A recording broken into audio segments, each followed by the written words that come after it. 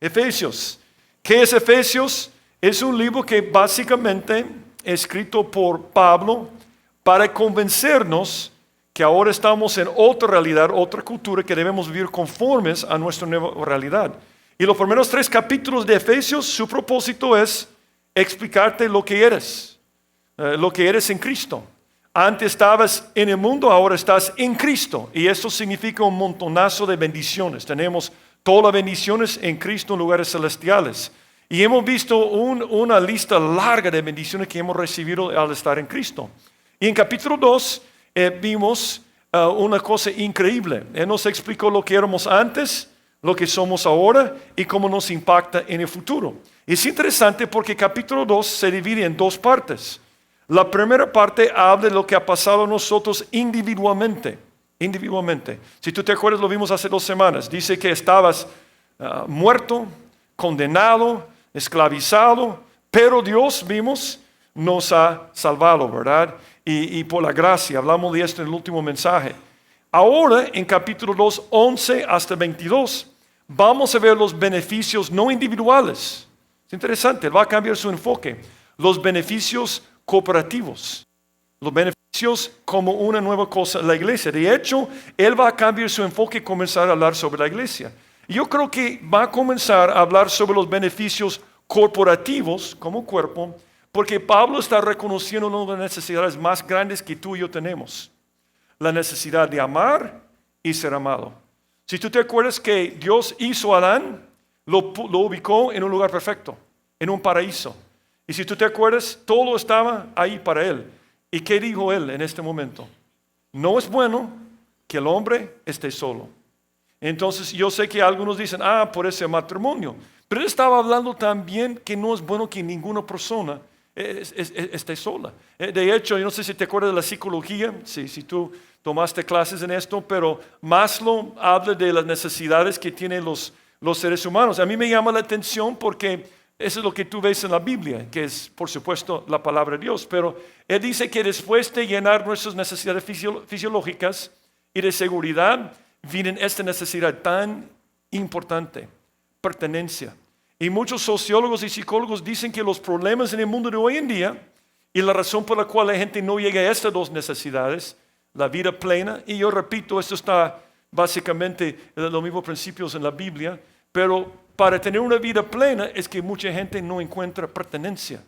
Desde chiquito estamos buscando formar relaciones con otras personas. Ahora que tengo nietos, a mí me impacta como los niños no les cuesta ser amigos. Si ellos van a cualquier lugar, no importa de dónde, de cuál clase social sean los otros niños, su color, su nacionalidad, están jugando. Si hay juguetes, están jugando. Y es tremendo que desde chiquito tenemos una necesidad tremenda de conectarnos con otras personas, de ser amado y amar a otras personas. Y el problema es que en la medida que vayamos creciendo, si no encontramos relaciones sanas, entonces encontramos relaciones que no nos convienen. Es triste cuando tú estudias sobre lo que pasa con las pandillas. Muchos jóvenes, por no encontrar relaciones sanas en su familia o con otras personas, terminan estas relaciones que no son sanas. Hay muchas chicas por tener problemas con su papá o no tener un papá que busquen esta necesidad en un hombre y salen embarazadas y abandonadas. Muchos de los males de nuestra sociedad vienen de este problema. Un problema que mucha gente está buscando ser amado, pero por no buscarlo en el lugar correcto, es un desastre. Es un desastre personal, es un desastre para la sociedad. Yo creo que por eso Pablo viene y te dice, hay beneficios individuales. Vas a ir al cielo, eres salvo, pero hay beneficios cooperativos también. Y miremos lo que dice la Biblia. Es interesante esto. Dice, capítulo 2, versículo 10 para dar el contexto. Porque somos hechuras suyas, creados en Cristo Jesús para buenas obras, las cuales Dios preparó de antemano para que anduviésemos en ellas. Versículo 11. Por tanto, habiendo dicho esto, que tú eres una nueva criatura, Dios te ha recreado para un propósito noble. Por tanto, acordaos, de que en otro tiempo vosotros los gentiles, en cuanto a la carne, erais llamados incircuncisión por la llamada incircuncisión hecha con mano en la carne. En aquel tiempo estabais sin Cristo, alejados de la ciudadanía de Israel y ajenos a los pactos de la promesa, sin esperanza y sin Dios en el mundo. Pero ahora en Cristo Jesús, vosotros que en otro tiempo estabais lejos, habéis sido hechos cercanos por la sangre de Cristo, porque Él es nuestra paz, que de ambos pueblos hizo uno, derribando la pared intermedia de separación, aboliendo en su carne las enemistades, la ley de los mandamientos expresados en ordenanzas, para crear en sí mismo de los dos un solo y nuevo hombre, haciendo la paz y mediante la cruz reconciliar con Dios a ambos en un solo cuerpo, matando en ella las enemistades. Y vino, anunció las buenas nuevas de paz a vosotros que estabais lejos y a los que estaban cerca, porque por medio de él los unos y los otros tenemos entrada por el mismo Espíritu al Padre. Y mire cómo termina. Así que ya no sois extranjeros ni advenedizos, sino conciudadanos de los santos y miembros de la familia de Dios, edificados sobre el fundamento de los apóstoles y profetas, sino la principal piedra del ángulo, Jesucristo mismo, en quien todo edificio bien coordinado va creciendo para ser un templo santo en el Señor, en quien vosotros también sois juntamente edificados para morada de Dios en el Espíritu. Básicamente dice esto: tu necesidad grande es ser amado y amar. Tú encuentras esto en relaciones sanas. El problema con todos nosotros es que no estamos bien con Él, no vamos a estar bien con otras personas. Individualmente nos salva para estar bien con Dios. Pero hay otro resultado, es llevarnos bien con otras personas y encontrar pertenencia ¿dónde? En la iglesia. La iglesia es la mejor invención que Dios ha hecho sobre la tierra. La iglesia es el único lugar donde puedes encontrar no relaciones sanas, relaciones santas. Es la única institución santa donde tú puedes realizarte. Y Pablo viene y dice, miren, antes estaba lejos, no tenías amigos de verdad, no estabas en una cosa buena, sin esperanza, pero ahora estás en algo increíble. Todo ha cambiado. Y a mí me impacta este pasaje porque él habla sobre la paz entre los seres humanos. Hablamos tanto sobre la paz y la solución es una relación con Cristo y ser parte de tu nueva familia. Yo creo que el problema con muchos de nosotros es que estamos convencidos que sí pertenecemos a algo nuevo cuando nos convertimos. Pero hay una diferencia entre pertenecer y sentir pertenencia. Hay una gran diferencia.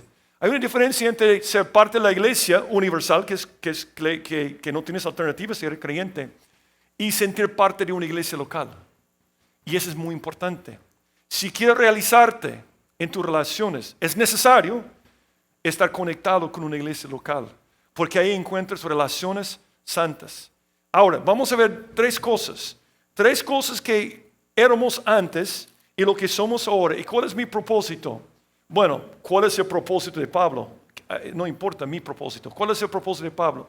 Convencerte que en esta nueva cultura eres parte de algo nuevo, para que puedas servir en esta cosa nueva y desarrollar relaciones sanas con otras personas y realizarte. Eso es lo que está buscando. Ahora, veamos tres cosas aquí. Número uno, antes éramos excluidos, ahora incluidos. A mí me impacta cómo lo dice Pablo. Pablo dice en versículo 11, dice, por tanto, acordaos de que en otro tiempo vosotros, los gentiles en cuanto a la carne, eres llamados incircuncisión por la llamada circuncisión hecha con mano en la carne. Y dice, en aquel tiempo estabais sin Cristo, alejados de la ciudadanía de Israel y ajenos a los pactos de la promesa, sin esperanza y sin Dios en el mundo. Otro cuadro muy, muy negativo está pintando de nosotros ante de Cristo. Es tremendo cuando tú lo piensas. Yo estaba pensando que uno de los problemas que tenemos los seres humanos es que nos gusta formar clubes exclusivos.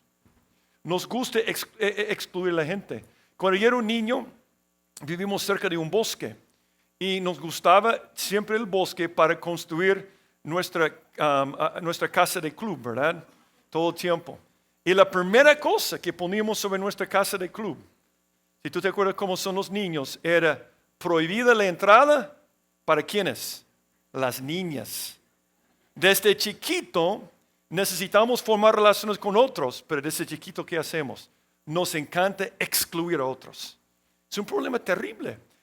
Tú has experimentado esto, no eres parte de la argolla dorada, ¿verdad? En la escuela o el club élite de tu trabajo, o no eres parte de un club exclusivo, o es terrible cuando quieres ser parte de un grupo y hay una barrera, prohibido la entrada. Es un problema con todos los seres humanos. Tenemos un problema terrible que nos gusta excluir a otros. Y dice Jesús, dice Dios por medio de Pablo, era un problema terrible porque antes estaban excluidos de todo lo bueno porque estaban lejos de Israel. Una cosa tremenda. Muchas veces vemos esto, no bienvenido. ¿Cuál es la solución entonces? ¿Cuál es la solución para lograr la paz y la unidad? Es Cristo, por supuesto. Cuando nosotros pensamos en los problemas entre los grupos de personas, pensamos aquí en El Salvador en problemas entre las clases sociales. En los Estados Unidos problemas entre las razas. En el Medio Oriente entre los países, ¿verdad? Pero nunca han existido dos grupos que se odiaban más que los judíos y los gentiles del tiempo de Pablo. Ellos se odiaban, como no te puedes imaginar. Por ejemplo, Cícero dijo de los griegos, dijo, todos los griegos dicen, toda la humanidad se divide en dos grupos, griegos y bárbaros.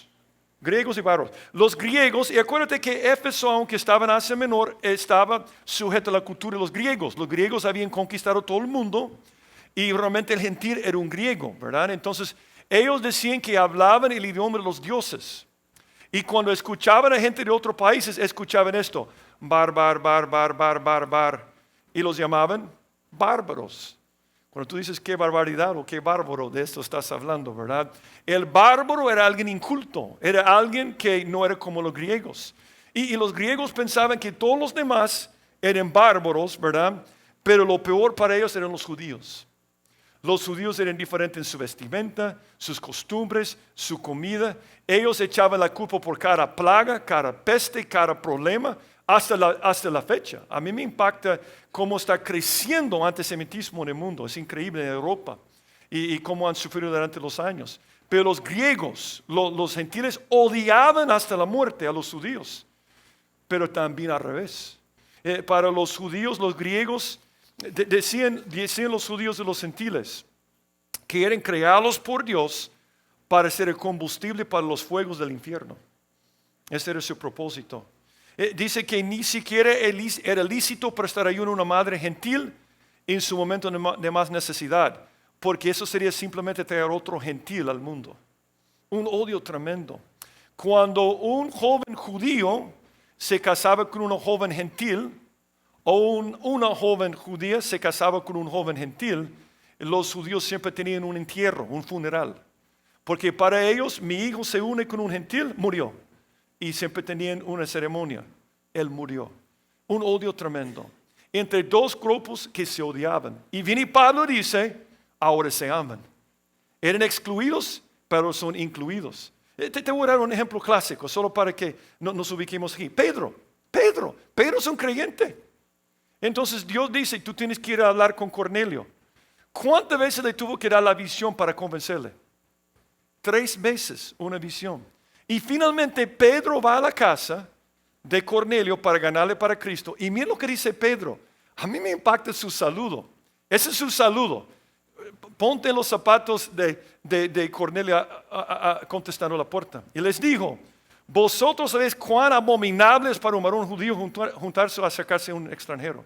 Es como que tú me invites a tu casa, tu esposa contesta la puerta y digo, qué bendición estar aquí. Pero tú sabes que para mí es abominable estar aquí.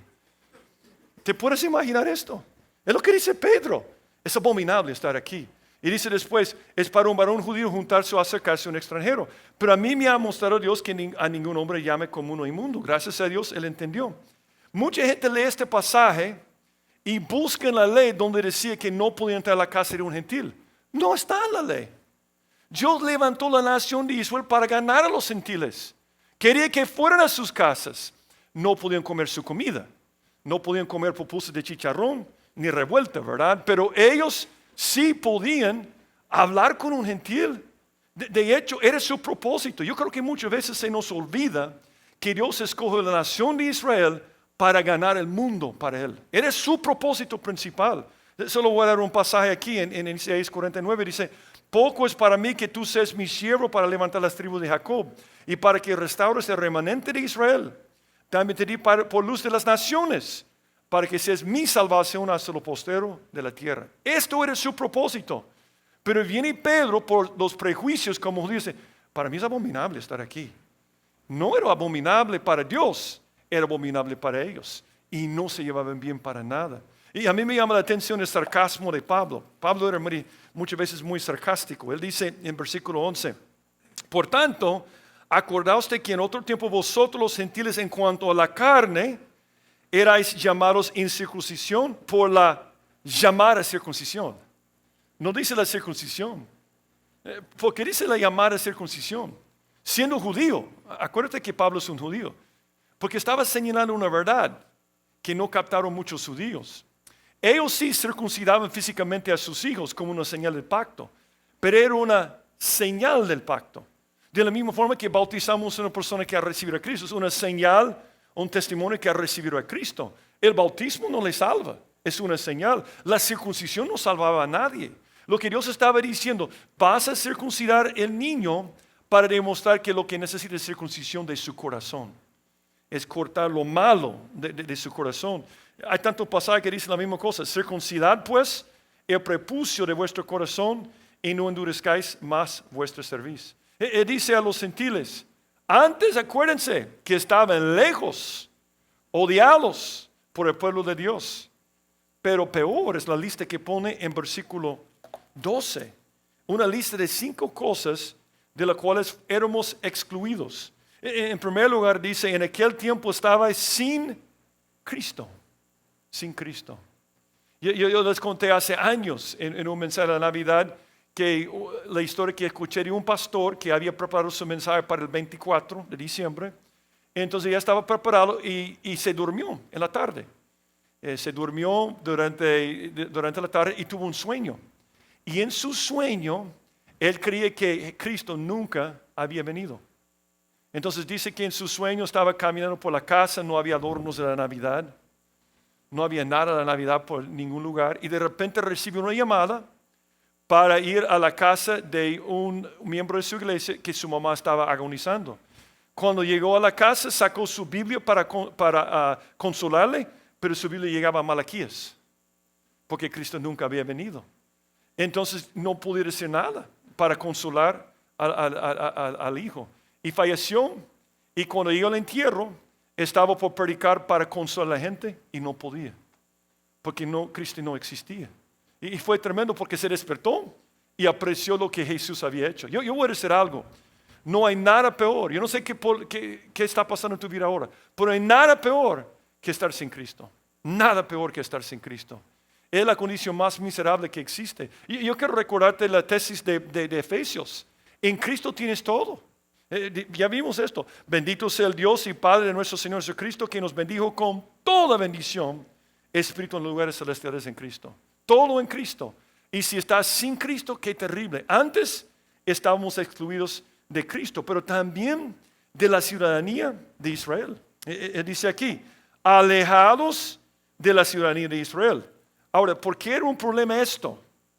Porque en el Antiguo Testamento, si tú querías llegar a Dios, tenías que hacerte judío, todos. Si un gentil quería llegar al cielo, tenía que hacerse judío primero. Un ejemplo clásico es Ruth. ¿Te acuerdas de Ruth? Moabita. No sé si tú te acuerdas, pero los moabitas eran excluidos de Israel. No podían entrar en Israel. Completamente excluidos. Y dijo Ruth en su conversión, respondió Ruth y dijo a su suegra, Noemí, no me ruegues que te deje en mi aparte de ti, porque donde quiere que tú fueres, iré yo. Y donde quiere que vivieres, viviré. Tu pueblo será mi pueblo y tu Dios mi Dios. Ella entendía, si quiero ser salvo, tengo que hacerme judío. O Jesús, hablando con la mujer samaritana, dijo, vosotros adoráis a lo que no sabéis. Nosotros adoramos lo que sabemos, porque la salvación viene de los judíos. ¡Qué terrible! Estaban alejados de Cristo, la ciudadanía de Israel, de los pactos de Dios. Dice, y ajenos a los pactos de la promesa. Muchas veces decimos de púlpito, es un libro lleno de promesas. Pero te puedes imaginar una vida donde no puedes reclamar ni siquiera una promesa de la Biblia. Muchas veces lo tomamos por sentado y no apreciamos todas las promesas que están en la palabra de Dios que podemos reclamar. Y ellos no podían hacerlo porque estaban alejados de los pactos de Dios. Dios había hecho una serie de pactos. Y yo estaba diciendo noche de jueves anoche que lástima que no tenemos tiempo para predicar 3 mensajes de este pasaje porque hay mucha doctrina. Pero básicamente lo que está diciendo aquí es que los pactos venían por medio de Israel. Después de Noé, Abraham, Moisés, David, el mismo Jesucristo. Y ustedes estaban lejos. Y él está diciendo, yo había hecho pactos y promesas con los pactos, pero estaban lejos de esto. Dice Romanos 9, versículo 3, dice Pablo, porque deseara yo mismo ser anatema, separado de Cristo por amor a mis hermanos, los que son mis parientes según la carne, que son israelitas, los cuales son la adopción, la gloria, ¿y qué dice? El pacto, la promulgación de la ley, el culto y las promesas. Entonces, si tú estás excluido de Cristo, del pueblo por el cual tienes acceso a Dios y de las promesas de Dios, entonces tiene sentido que estás excluido de la siguiente cosa. Y yo voy a decir algo. Una de las frases más tristes en toda la Biblia es sin esperanza. Puedes vivir 40 días sin comida. Puedes vivir 4 días sin agua. Pero no puedes vivir más de 4 segundos sin esperanza. Cuando ya no tienes esperanza, mueres. Y es tremendo porque en el tiempo de Pablo, ¿sabes qué era la frase más común en las lápidas? En las lápidas, muchas lápidas de este tiempo tienen esto. Yo no era, fui, ya no soy, no me importa. Esta fue la cosa más común que ponían las lápidas. Eso es terrible, ¿verdad? Da risa, pero es terrible. Es una persona sin esperanza. Una persona que dice, cuando morimos, no hay nada, no hay nada. Yo creo que un hombre que representa esta creencia hoy en día, yo veo esto mucho, estaba diciendo anoche que es interesante que ahora la gente está obsesionada con zombies. Como que después de morir quieren aferrarse del mundo todavía. Porque ¿sabe por qué? Porque en la cultura del mundo no enseñan una otra vida. Todos acá. Entonces como que uno va a estar aquí para siempre, porque no hay esperanza. Jean-Paul Sartre, un filósofo francés, dijo, el hombre no puede contar con nadie menos él mismo. Está solo. Abandonar la tierra en medio de sus responsabilidades infinitas, sin ayuda, sin ninguna otra meta que la que él hace, sin ningún otro destino que lo que él hace solo en la tierra. Es interesante que, obviamente era ateo, que cuando estaba en los últimos días de su vida, él repetía todos los días, porque estaba desesperado, y dicen que él repetía todos los días, sé que moriré con esperanza, sé que moriré con esperanza, sé que moriré con esperanza. Pero dicen que cuando estaba agonizando dijo, pero la esperanza tiene que tener una fundación. Y murió sin esperanza. Y vivimos en un mundo donde muchas personas, dice la Biblia, cuando muere el hombre impío, parece su esperanza. Y la expectación de los malos perecerá. A mí me gusta lo que alguien dijo, la diferencia entre ser un creyente y no ser un creyente. Dijo, otros solo ven un fin sin esperanza, pero el creyente se regocija en una esperanza sin fin. Esa es la diferencia entre el creyente y el no creyente. Uno tiene un fin sin esperanza, otro tiene esperanza sin fin. Es lo que tenemos nosotros. Pero, por supuesto, la última cosa es aún peor. Sin Dios, y nota lo que dice, sin Dios, ¿dónde? En el mundo. ¿Por qué agrega en el mundo? Yo estoy convencido que Él puso esto por esta razón. Creó al hombre, Adán, y la primera cosa que dice de Adán, no es bueno que el hombre esté solo. Y acá está diciendo, lo peor es estar sin Dios en este mundo, porque no estás con nadie. El hombre más rico de toda la historia, el hombre más sabio de toda la historia, tenía una vida miserable. Yo creo que se convirtió antes de morir. Estoy hablando, por supuesto, de Salomón. Y él habló mucho sobre la soledad en Eclesiastés 4. Él dijo, está un hombre solo y sin sucesor, que no tiene hijo ni hermano, pero nunca cesa de trabajar, quizás para llenar las horas de soledad, ¿verdad? Ni sus ojos se sacian de riquezas, ni se pregunta para quién trabajo yo, y defrauda mi alma del bien. También esto es vanidad y duro trabajo. Qué terrible el cuadro que Pablo está pintando de nosotros antes de Cristo, pero debe cargarte por la gente que trabaja contigo. El que trabaja a la par está sin esperanza si no conoce a Dios. Sin Dios en este mundo. Nos debe cargar que hay multitudes de personas a nuestro alrededor que no tienen nada de estas cosas. Qué terrible. Pero me gusta la parte positiva. Porque dice igual, ¿te acuerdas cuando vimos Efesios 2, 1 a 3? Estabas muerto, condenado, esclavizado a la carne. Y versículo 4 decía, pero Dios, que es rico en misericordia, esta semana va a decir, pero Cristo, versículo 13. Pero ahora en Cristo Jesús, vosotros que en otro tiempo estabais lejos, habéis sido hechos cercanos por la sangre de Cristo. Ahora, en capítulo 2, 1 a 10 está hablando de lo que Dios hizo en tu vida. Estabas muerto, esclavizado, condenado, pero Dios te salvó. Aquí está hablando de lo que hizo Cristo para unirnos, para encontrar relaciones sanas. Y dice que ahora estamos cercanos por la sangre de Cristo. ¿Por qué dijo esto? Porque en el Antiguo Testamento, cuando el pueblo de Israel quería acercarse a Dios, Dios vivía en el lugar santísimo, en medio del templo. Cuando querían acercarse al pueblo, ellos lo hacían por medio del sumo sacerdote una vez al año. Y si tú te acuerdas, él tenía que hacer una serie de ritos con animales, sacrificios, y entraba con sangre. Porque el camino para entrar en la presencia de Dios es un camino sucio, contaminado. Y la única cosa que limpia es la sangre de Cristo, o es la sangre. Entonces en el Antiguo Testamento tú querías entrar en la presencia de Dios, fue con la sangre de animales. Por ejemplo, dice aquí, y así dispuestas de estas cosas, en la primera parte del tabernáculo entran los sacerdotes continuamente para cumplir los oficios del culto. Pero en la segunda parte, solo el sumo sacerdote una vez al año, no sin sangre, la cual ofrece por sí mismo y por los pecados de ignorancia del pueblo. Entonces el judío que estaba cerca, el gentío estaba lejos, pero el judío sabía que por lo menos tenía su representante para acercarse a Dios, para estar cercano. Pero el gentil ni siquiera podía llegar a esto. No podía llegar a esto. Pero un día vino Jesucristo y Él se hizo sacrificio no solamente por el judío, sino por todos los gentiles. Y su sangre fue eterna. Su sangre fue pura, preciosa. Y esa sangre abrió el camino una vez y para siempre. Por eso cuando murió en la cruz, ¿qué pasó al velo entre el lugar santo y santísimo? Se rascó de arriba para abajo. Y ahora tenemos acceso por medio de Jesucristo, por lo que Él hizo. Dice en Hebreos 10, 19, así que hermanos, tienen libertad para entrar en el lugar santísimo por la sangre de Jesucristo, por el camino nuevo y vivo que nos abrió a través del velo, esto es de su carne. Está diciendo aquí Pablo, qué terrible ser excluido, qué terrible no tener pertenencia, qué terrible no estar con otras personas que te aman. Pero Jesús hizo algo hace 2000 años, no solamente para salvarte individualmente, sino para conectarte con otras personas con relaciones sanas. La sangre de Cristo hace posible que seamos incluidos con otras personas.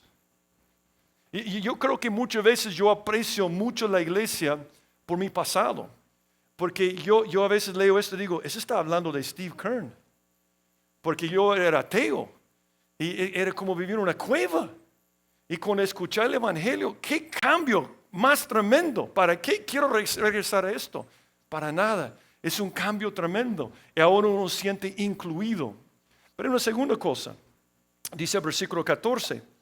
Porque Él es nuestra paz, que de ambos pueblos hizo uno, derribando la pared intermedia de separación. ¿Viste esto? No solamente te salvó y te hizo llegar a Dios, Él quitó el muro entre los gentiles judíos. Los dos grupos que se odiaban más que en toda la historia, Él quitó el muro entre ellos. Por la sangre también, la misma cosa. Y esto nos dice la segunda cosa. Antes enemigos, ahora inseparables.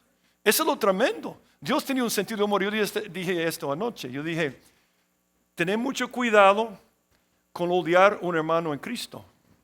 Porque Dios tenía un sentido de humor. Probablemente te va a poner con Él en la Nueva Jerusalén para toda la eternidad, ¿verdad? Porque aquí, dos grupos que se odian, quitó el muro y están juntos en una sola cosa. Un solo hombre. Solo Dios puede hacer esto. La paz es una cosa difícil. Antes de la Segunda Guerra Mundial había un primer ministro que se llamaba Neville Chamberlain. Era muy famoso. Y este hombre en 1938 tuvo una misión de paz y fue con varias personas para hablar con Adolfo Hitler. Y Adolfo Hitler dijo, sí, paz, paz, paz, ¿verdad? Entonces dicen que cuando regresó, bueno, no dicen, esto pasó, esa es una foto, él regresó y él dijo esas palabras que eran muy famosos antes, ¿verdad? Pero él dijo, paz en nuestro tiempo, paz con honor. Un año después, Hitler invadió a Polonia e Inglaterra tuvo que declarar guerra en contra a Alemania. Otra misión de paz fracasó. A mí me impacta, y no estoy hablando de la política, estoy hablando de la naturaleza humana, pero a mí me impacta ver el rótulo que dice 25 años de paz en El Salvador. No sé si te diste cuenta, estamos en paz. Pero ¿cuántas personas mueren cada día en esta paz? No es un problema político, es un problema de nuestra naturaleza. La paz no es algo que el hombre puede lograr.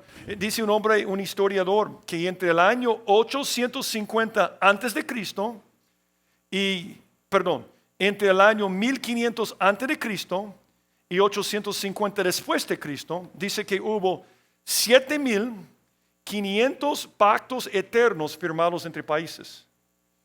7,500 pactos eternos firmados. ¿Sabe qué fue el récord de tiempo de unos pactos? 2 años. Pero Dios ha hecho un pacto eterno. Pero para lograr su pacto eterno no mandó un grupo como ellos. Él mandó a su Hijo. Lo que tú tienes que entender es que cuando vino Jesucristo hace 2000 años, Él vino a una misión de paz. Y Él no vino para señalarnos la paz. Él no vino para enseñarnos sobre la paz. Él vino para ser nuestra paz. No sé si lo viste. Dice que porque Él es nuestra paz. Él es nuestra paz. Y yo sé que he dicho esto muchas veces, pero lo voy a decir otra vez. Cuando vino Jesucristo y dijeron, gloria a Dios en las alturas, en la tierra paz, no lo dijeron porque cesaron las guerras. Lo dijeron porque la paz estaba aquí. Paz en la tierra, porque ¿quién es la paz? ¿Y quién estaba en la tierra? Esto significa que si Jesucristo está en tu corazón, ¿qué tienes en tu corazón? ¿Y si está en tu matrimonio? ¿Si está en tu trabajo? Paz. Él no enseña la paz, Él es la paz. Y por eso el judío y el gentil pueden llevarse bien. Porque si un judío tiene la paz en su corazón y un gentil tiene la paz en su corazón, se aman. ¿Cuál es el problema en el Medio Oriente? ¿Cuál es el problema en nuestro país? La gente no tiene paz con Dios. Porque cuando tienes paz con Dios, tienes paz con otros. Justificado pues por la fe, tenemos paz para con Dios por medio de nuestro Señor Jesucristo. Yo conté una historia anoche, que Julio se acuerda de esto, que hermano Leo, cuando venía al país, siempre se quedaba en un hotel de 5 estrellas. 5 estrellas de 1920 quizás, ¿verdad? El Hotel Ritz, que está, no sé si tú sabías que la palabra Ritz significa algo de lujo en inglés, entonces, pero nada de lujo. Pueden preguntar a mi esposa que pasó 2 semanas inolvidables en este hotel cuando venimos al país. Pero ella aprendió que eres una cuca de verdad. Pero nos quedamos allá y llegaba mucha gente extraña a este hotel, gente extraña. En el tiempo de la guerra, pero gente extraña. Está por Simán, en el centro por donde estaba Antel antes, ¿verdad? En esa zona. Por Rubén Darío, que cayó en 86. Y gente rara pasaba ahí todo el tiempo. Pero llegaba un hombre que se llamaba Ronnie. ¿Te acuerdas de Ronnie? Que era luchador libre, supuestamente. No es Ronnie que toca el piano, ¿verdad? Pero es otro Ronnie.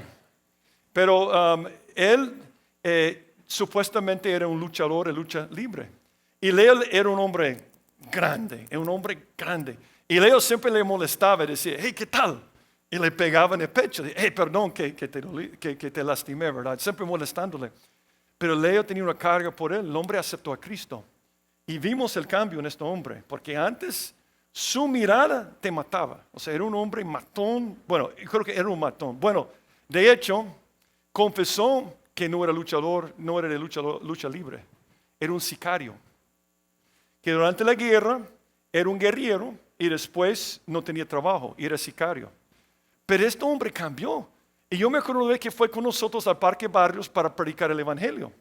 Y llegó un conocido de nosotros que era oficial del ejército de El Salvador en la guerra. Y nosotros le comentamos a él que de Ronnie, pero no de ser sicario ni nada, o sea, no descubrimos nada. Él fue donde el otro y le habló de toda su vida como guerrero.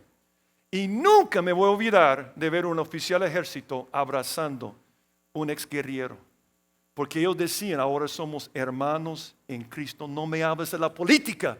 Cristo es la respuesta, Él es nuestra paz. Cuando Cristo está presente puede revolucionar nuestro país.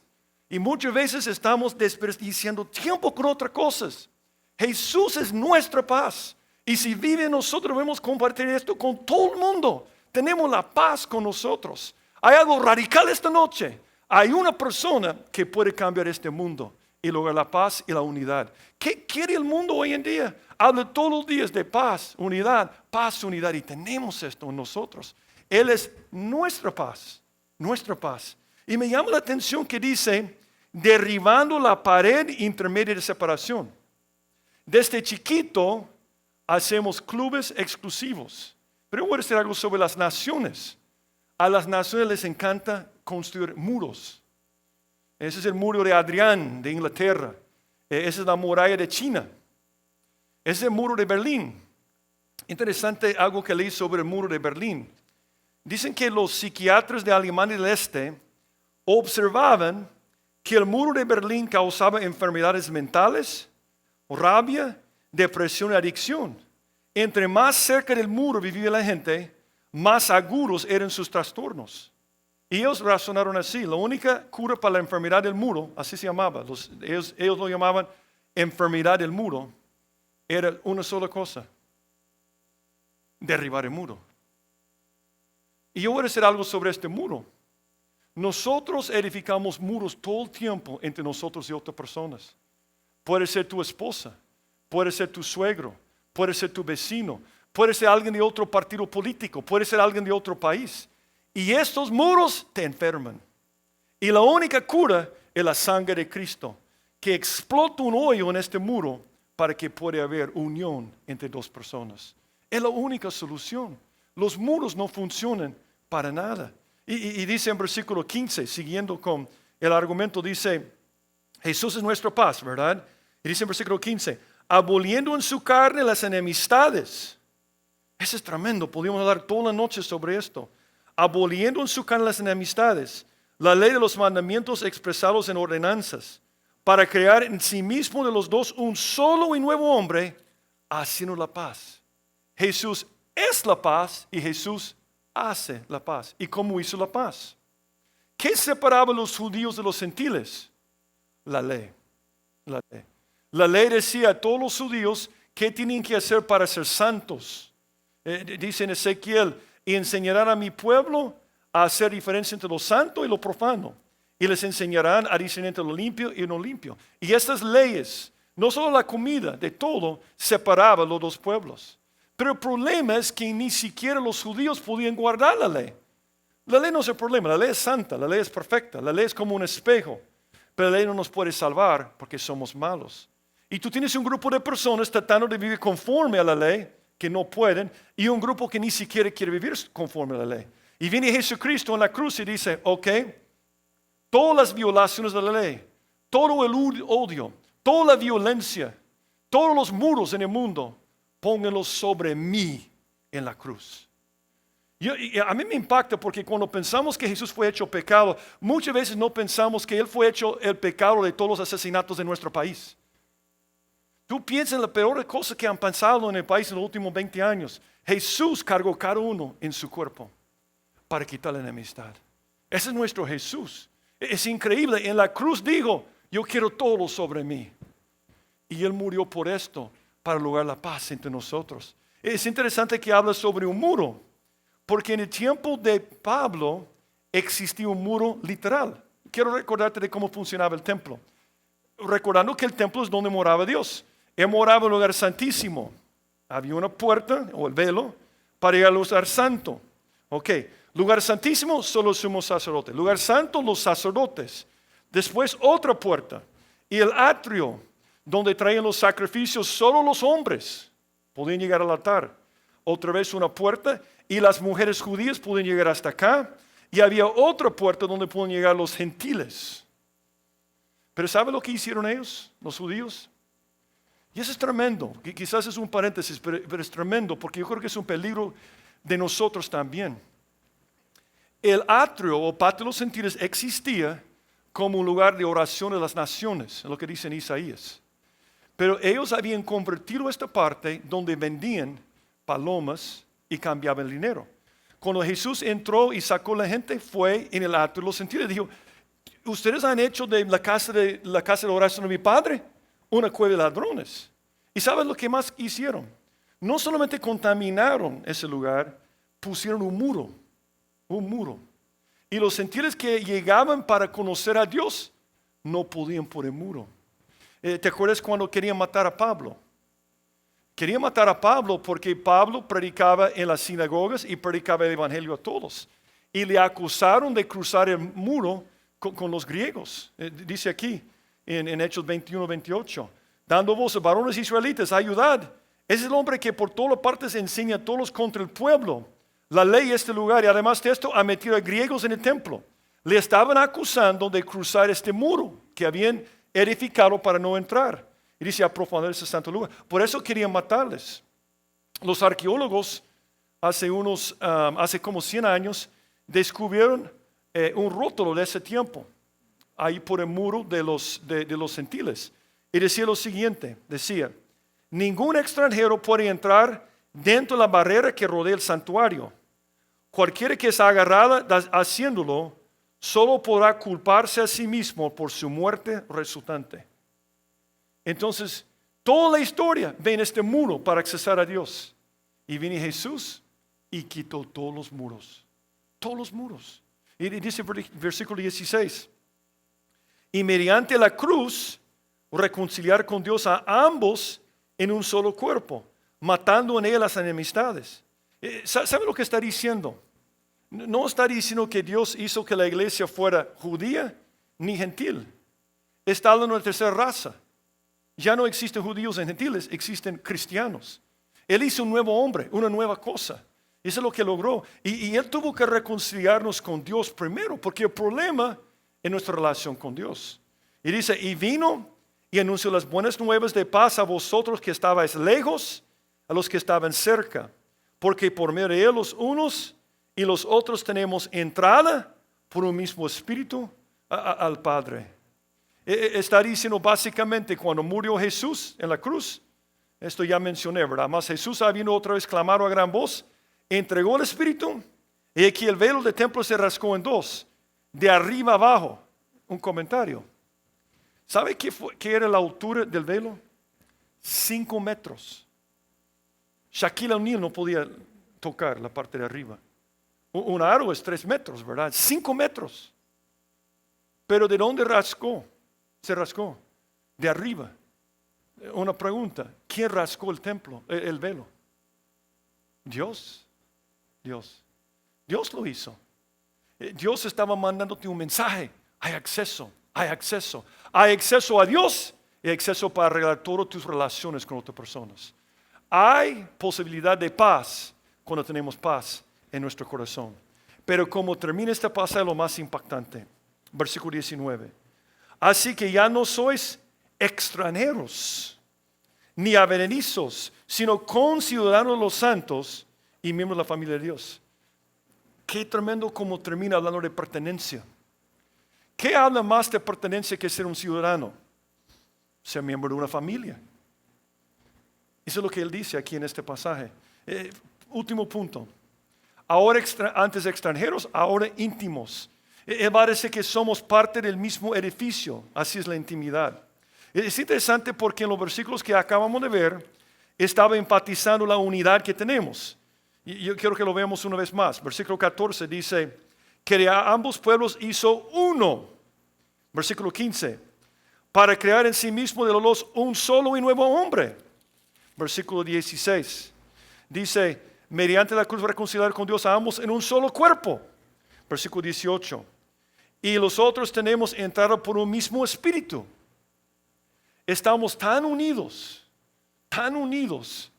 que somos como conciudadanos, familiares y un edificio. No hay nada más íntimo o más unido que los dos ladrillos que están atrás de este repello. Y tú eres una de estas piedras. Y tu hermano en Cristo es la otra piedra. Hay una intimidad, pero ¿sabes lo que éramos antes? Extranjeros. Para ti, ¿qué es la iglesia? Para ti, ¿qué es una iglesia?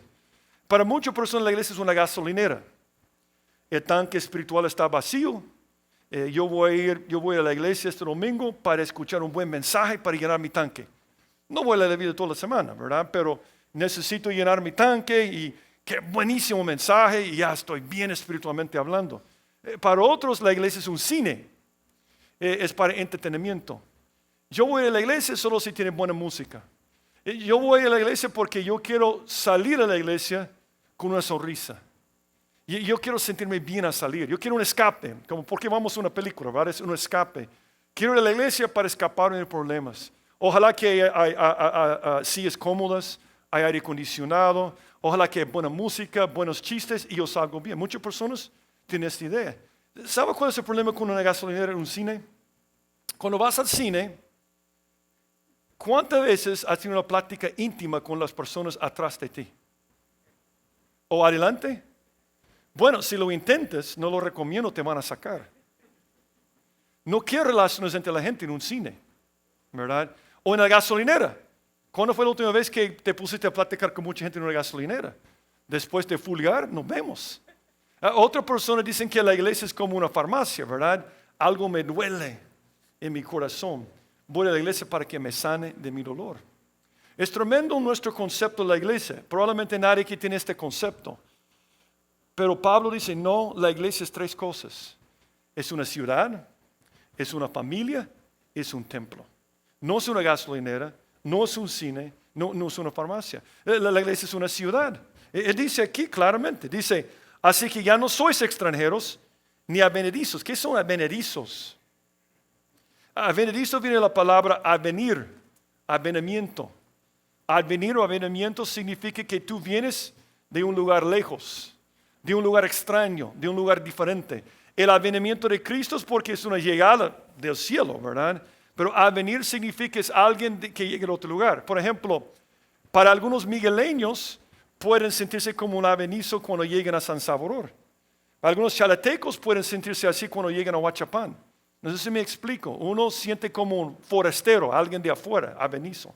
Entonces, antes éramos extranjeros. A ver, ¿alguna vez has ido a un país donde habla un idioma que no entiendes? Es terrible.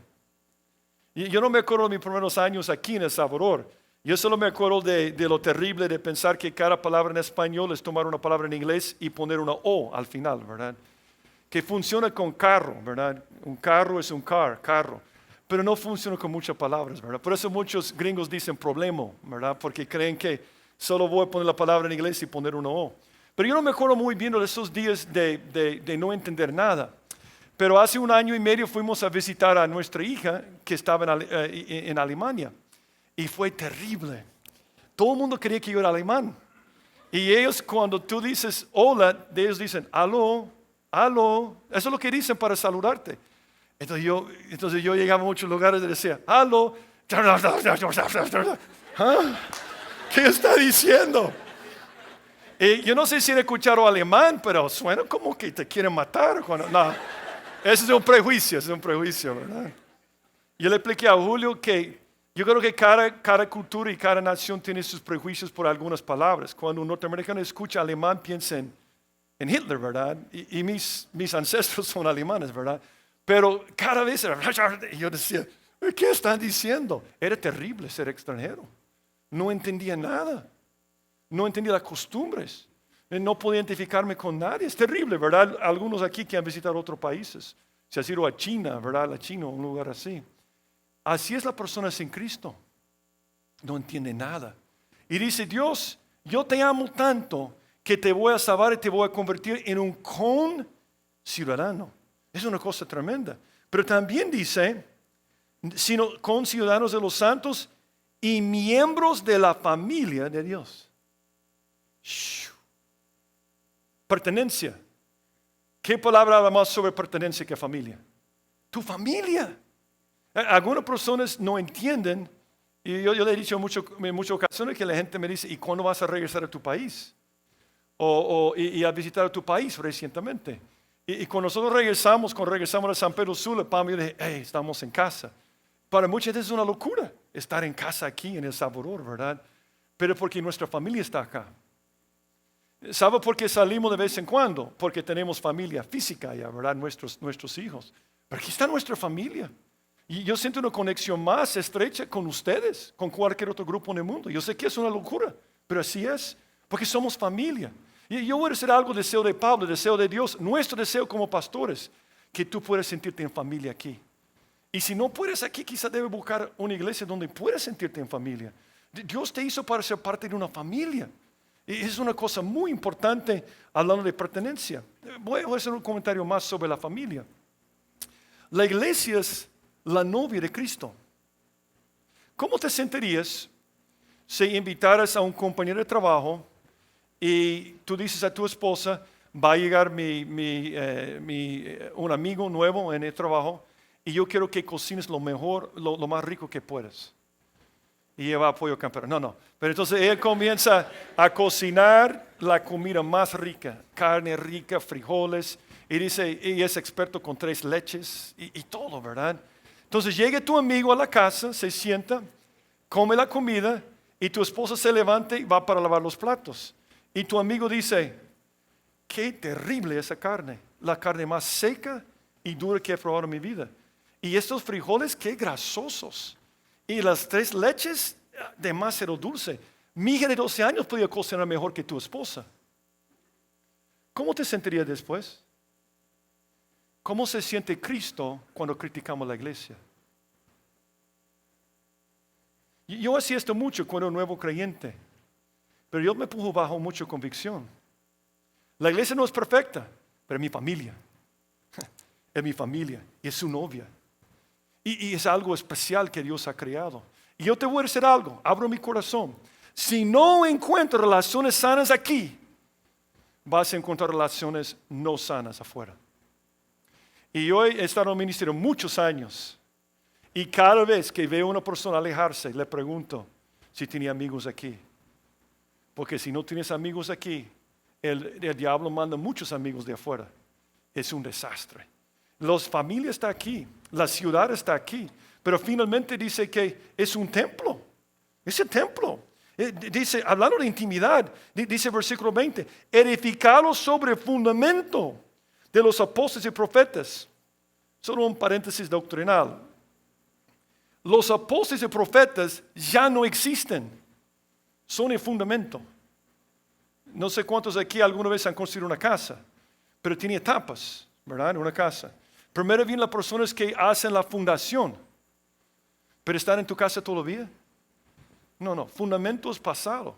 No hay apóstoles y profetas. Yo voy a decir algo cuando alguien me dice, nuestro apóstol, yo huyo de esta gente.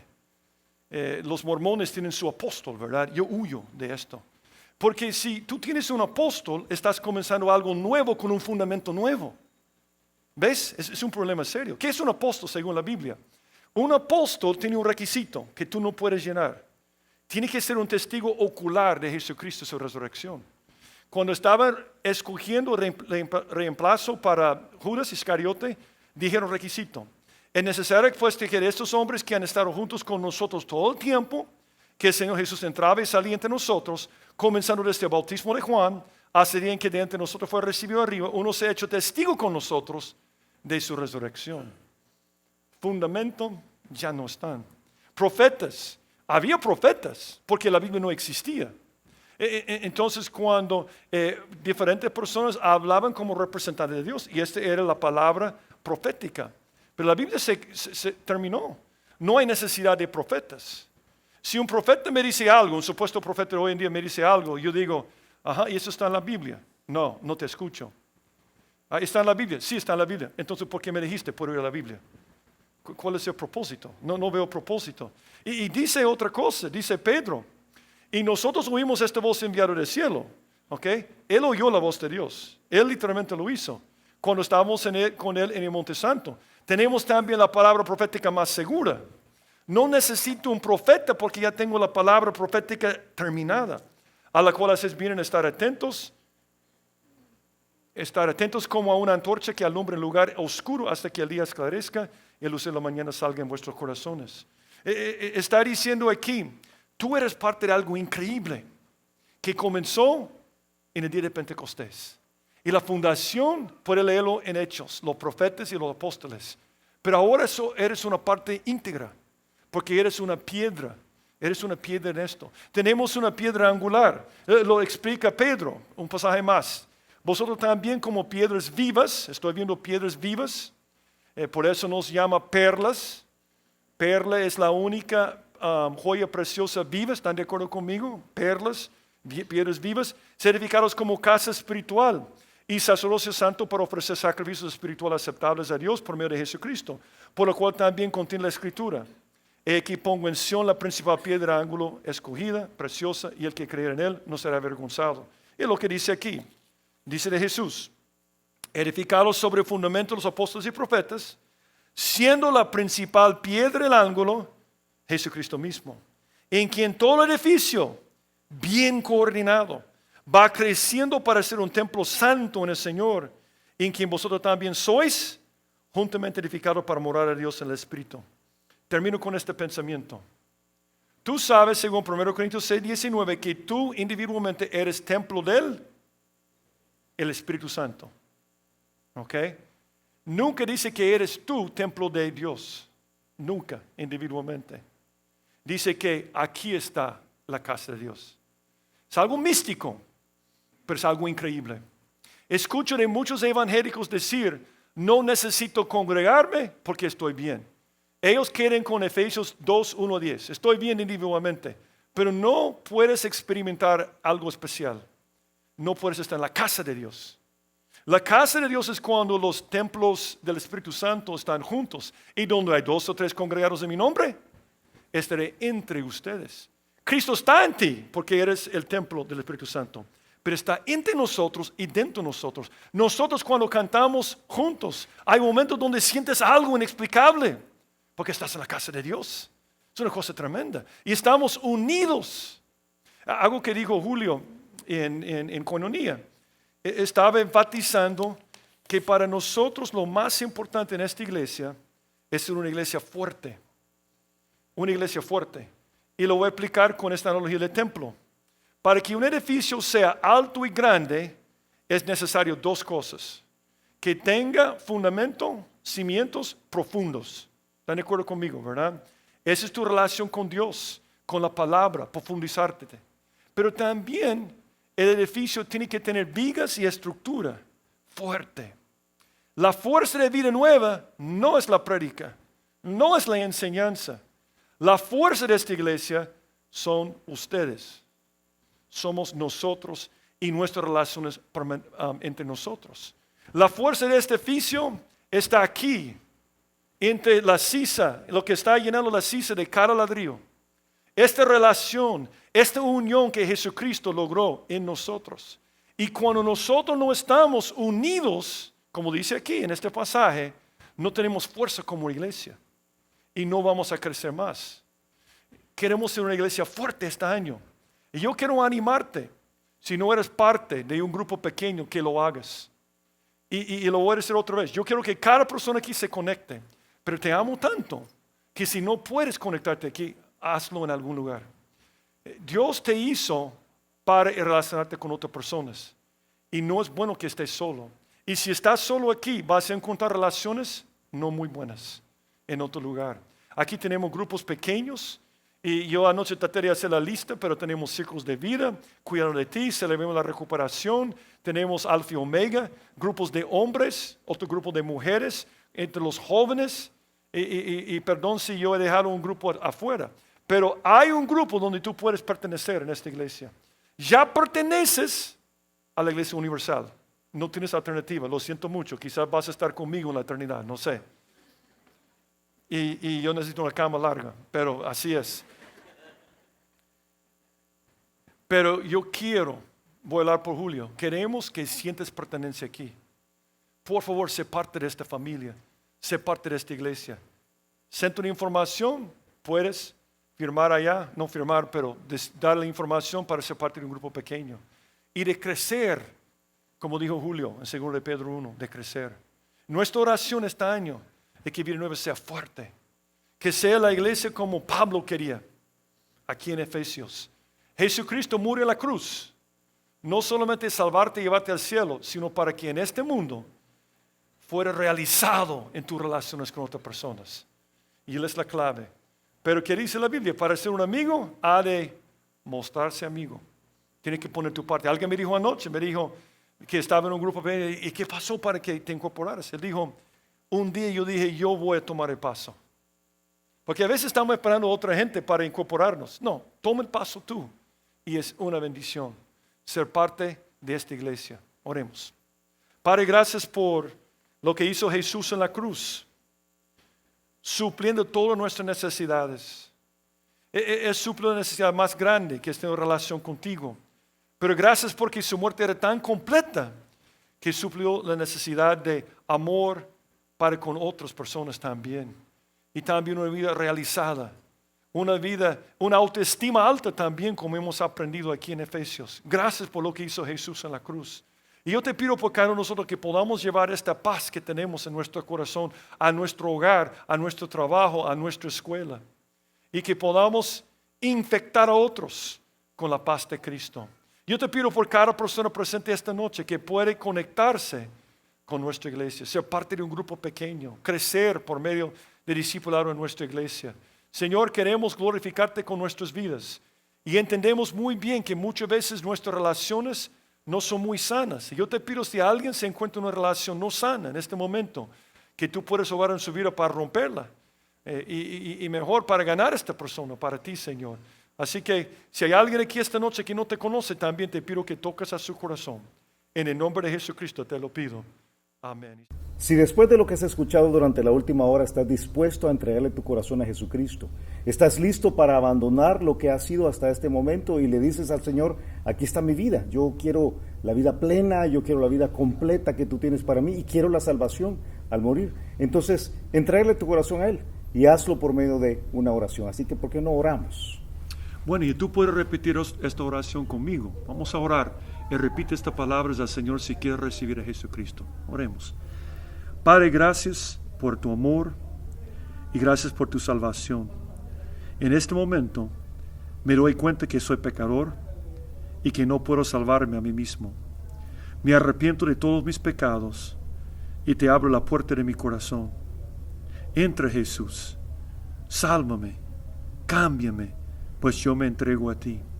Gracias por oír mi oración y gracias por salvarme. En el nombre de Jesucristo te lo pido. Amén. Si te gustó el mensaje, queremos aprovechar para invitarte a nuestra iglesia. Aquí puedes aprender más acerca de Dios, más acerca de los planes que tiene para ti también. Así que ven a la iglesia donde puedes aprender más acerca de la Biblia. Será para nosotros un placer recibirte en el Campus Miralvalle, en Crown Plaza, en Lourdes o en Apopa. Y si vienes porque has visto una de estos videos, y yo te pido que te presentes con nosotros, que nos busques a cualquiera de los dos al final de los cultos y con mucho gusto te vamos a recibir. Que Dios te bendiga. God is